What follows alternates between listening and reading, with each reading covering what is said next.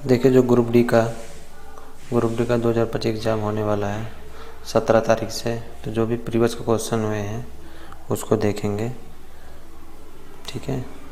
और इसलिए देखेंगे कि वैसे हो नहीं पाता, तो वैसे मतलब यूट्यूब में अपलोड भी कर देंगे और थोड़ा रिवीजन भी हो जाएगा, ठीक है। ये सब पहले का किया हुआ है, बहुत पहले का, तो छोटा है तो देखिए।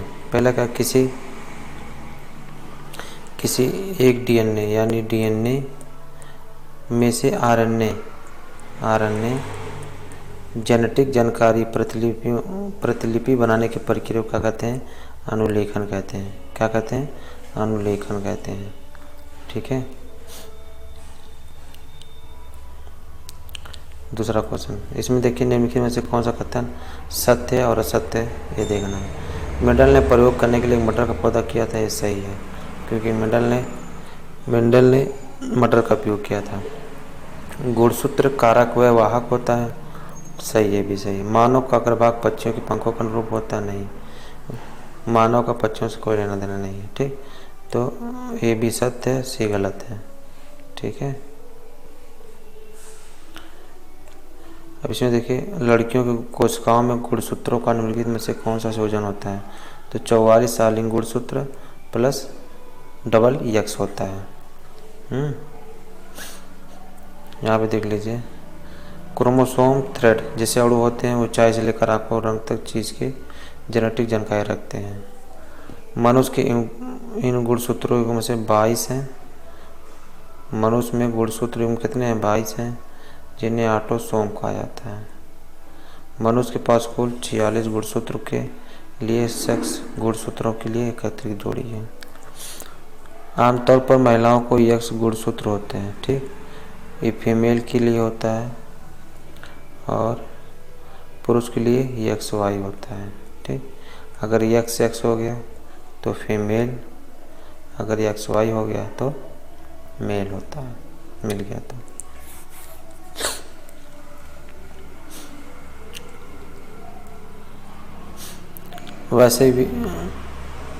वैसे अंग जिनकी मौलिक संरचना तो एक समान होती है, परंतु उनके द्वारा किए जाने वाला कार्य भिन्न होता है, उसे क्या कहते हैं?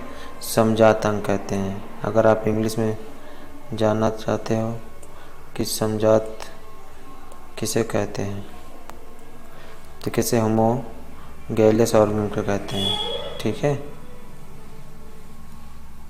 इंग्लिश में आप जानो, हम इंग्लिश में नहीं जान पाएंगे। नेक्स्ट क्वेश्चन, मानव में लिंग गुणसूत्र के कितने युग्म होते हैं? एक युग्म होते हैं, ठीक। यानी एक युग्म मतलब क्या हो गया? मानव लिंग में गुणसूत्र में एक पेयर मतलब 2, ठीक। एक पेयर मतलब जोड़ा। अगर आप किसी चप्पल मांगने जाओगे तो चप्पल दोनों देगा ना, तो दोनों चप्पल देगा, एक चप्पल तो देगा नहीं, तो उसको कहते हैं एक पेयर, ठीक, एक पेयर। यहाँ से कुछ इम्पोर्टेंट है, प्रमुख बिंदु है। कुल 46 गुणसूत्र के मानव बनाते हैं, कितने टोटल? 46, जिसमें XX और XY गुणसूत्रों की एक जोड़ी और गिने हुए ऑटोसोम 22 जोड़े शामिल होते हैं। अगर पूछेगा क्वेश्चन में ऑटोसोम के कितने जोड़े होते हैं, तो ऑटोसोम के 22 जोड़े होते हैं, ठीक। पुरुष और महिलाओं के लिंग गुणसूत्रों की संख्या 23 होती है। अगर पूछेगा महिलाओं में लिंग जो गुणसूत्र की संख्या कितनी होती है? 23। अगर पूछेगा गुणसूत्र एक मानव में कितने गुणसूत्र पाए जाते हैं? 46, ठीक। पुरुष के विपरीत जिनके पास X और Y गुणसूत्र हैं, महिलाओं में X गुणसूत्र 2 प्रतियां होती हैं। 22 ऑटोसोम गिने जाते हैं, ठीक। 22 का चुने जाते हैं ऑटोसोम। आपके लिए सबसे ज़रूरी है 46 गुणसूत्र मानव पाए जाते हैं, ऑटोसोम 22 जोड़े शामिल हैं और महिलाओं में लिंग गुणसूत्रों की संख्या 23 है, ठीक। ये 3 टॉपिक, 3 चीज़ें आपको लर्न करनी है। 22 ऑटोसोम गिने जाते हैं, ठीक है। कोशिका विभाजन के दौरान DNA गुणसूत्र का ठीक से कॉपी किया जा सकता है। गुणसूत्र होते हैं जिनका कोशिका विभाजन के दौरान डीएनए सटीक रूप से कॉपी करने के लिए अनुमति देता है। ये देखिए CSIR के वैज्ञानिकों ने भारत में पहली बार जेनेटिक अध्ययन किया था, लक्षद्वीप में किया था। कहाँ पे किया था? लक्षद्वीप में किया था।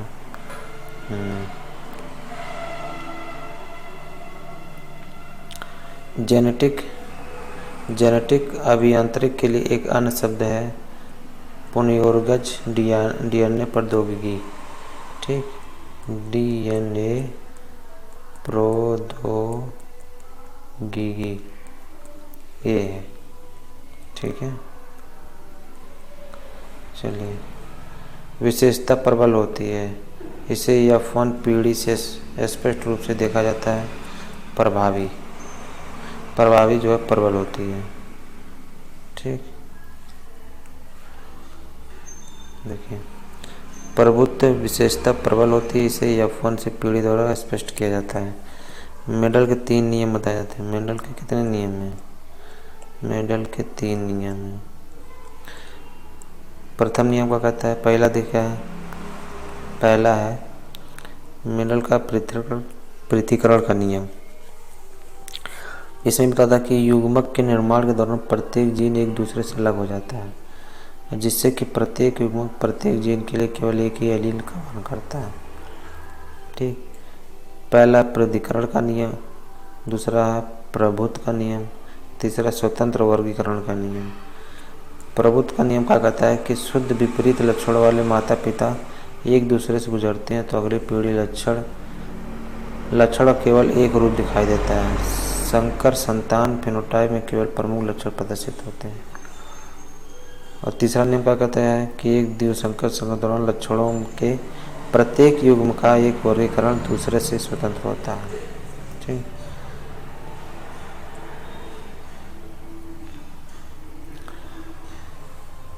ये क्या कहता है कि डार्विन, यहाँ पे क्या होगा?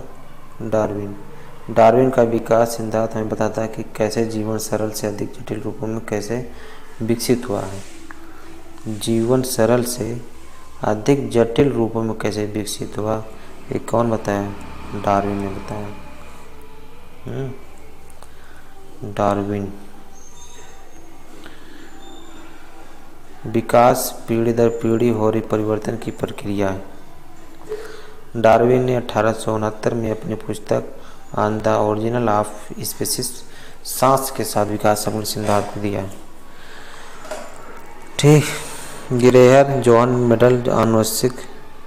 देखिए, अगर जेनेटिक की बात आए तो ग्रेगर जॉन मेंडल, जिन्हें मटर पे अपना किया था। जीन जैविक विकास में प्राकृतिक नियमों के विचार पर किया था।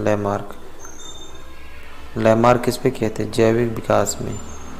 ठीक, अल्फ्रेड उन्होंने स्वतंत्र रूप से प्राकृतिक चयन के माध्यम से विकास से किया। एक मानव महिला के जनन कोशिका में गुणसूत्र क्षेत्र कितना होता है? 23 होता है। और मानव में कितना होता है? 46। ठीक, इसके पहले हम लोग देखे थे। और एक आप बताइए 22 क्या होता है? ठीक, अब इसके पहले बताया था आपको, किस में था? ये देखिए, 23 महिलाओं गुणसूत्र पाए जाते हैं, 46 मानव में, 22 जोड़े शामिल किस में? ऑटोसोम में। ठीक, किस में? ऑटोसोम। चलिए 10, ये सब क्या क्वेश्चन है? ये सब PYQ है क्वेश्चन। ठीक, 2022 में जो हुए हैं ग्रुप डी के, वो सब हैं। और जो प्रीवियस का क्वेश्चन कर लिया तो जालिए 30 में से उसका 25 कंप्लीट है।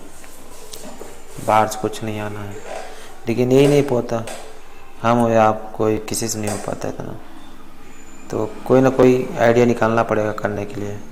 अब यही आइडिया है, इसी बहाने कुछ बातचीत होती रहेगी और रिवीजन भी होता रहेगा। और पढ़ाई भी होती रहेगी। चलिए ठीक है, इतना है आज के लिए, कल मिलते हैं। और लाइक सब्सक्राइब कर लीजिए, ठीक, सब्सक्राइब कर लीजिए।